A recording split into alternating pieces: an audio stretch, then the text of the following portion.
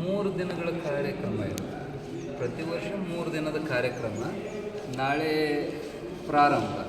ಇವತ್ತು ರಾತ್ರಿ ಹಂದರ ಪೂಜಾ ಅಂತ ಇರ್ತೈತಿ ನಮ್ಮ ಸಂಪ್ರದಾಯದೊಳಗೆ. ಹಂದರ ಪೂಜೆ ಇವತ್ತು ರಾತ್ರಿ ಸಾಧುಗಳ ಜೊತೆಗೆ ಅದೊಂದು ವಿಶೇಷ ಪಾದಕ ಉತ್ಸವ ಮಾಡಿ ನಾಳೆ ಬೆಳಗ್ಗೆ ಶಿವಭಜನ ಸಪ್ತಾಹ ಪ್ರಾರಂಭ ಆಗ್ತೈತಿ.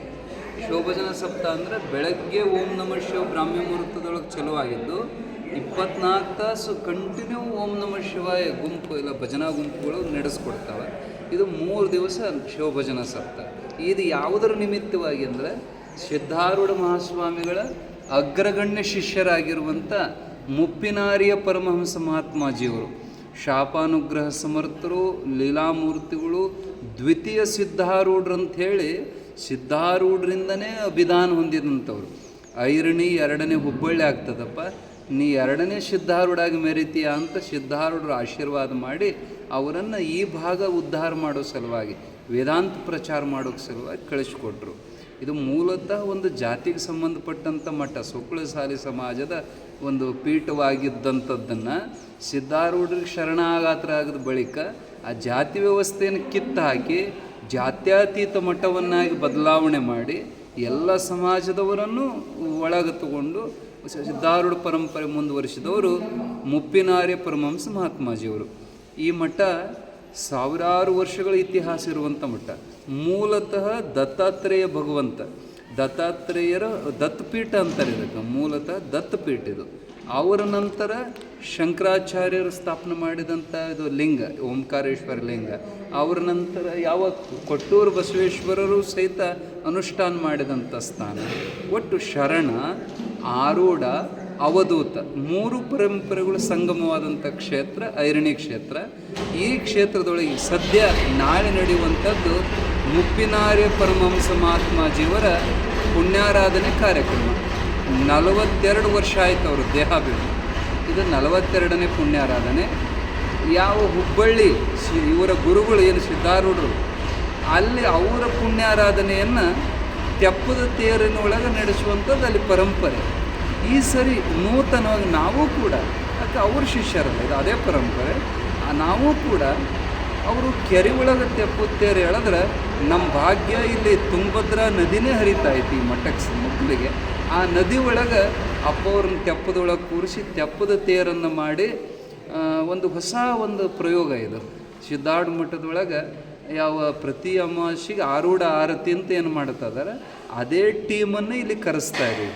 ಅವರು ತುಂಗಾರತಿಯನ್ನು ಹೆಂಗೆ ಕಾಶಿ ಒಳಗೆ ಗಂಗಾರತಿ ಆಗ್ತೈತಿ, ಹಾಗೆ ಇಲ್ಲಿ ತುಂಗಾರತಿ ಜೊತೆಗೆ ಮುಪ್ಪಿನಾರ್ಯ ಮಹಾತ್ಮಾಜಿಯವರ ತೆಪ್ಪದ ಉತ್ಸವ ಬಹಳ ವಿಶೇಷವಾಗಿ ಈ ಸಾರಿ ಒಂದು ಹೊಸ ಒಂದು ಕಾರ್ಯಕ್ರಮ ಬಹಳ ಅದ್ದೂರಿಯಿಂದ ನಡೀತಾ ಇರುವಂಥದ್ದು. ಕೊನೆಯ ದಿನ ಅಂದರೆ 16ನೇ ತಾರೀಕು ತೆಪ್ಪೋತ್ಸವ, 17ನೇ ತಾರೀಕು ರಥೋತ್ಸವ.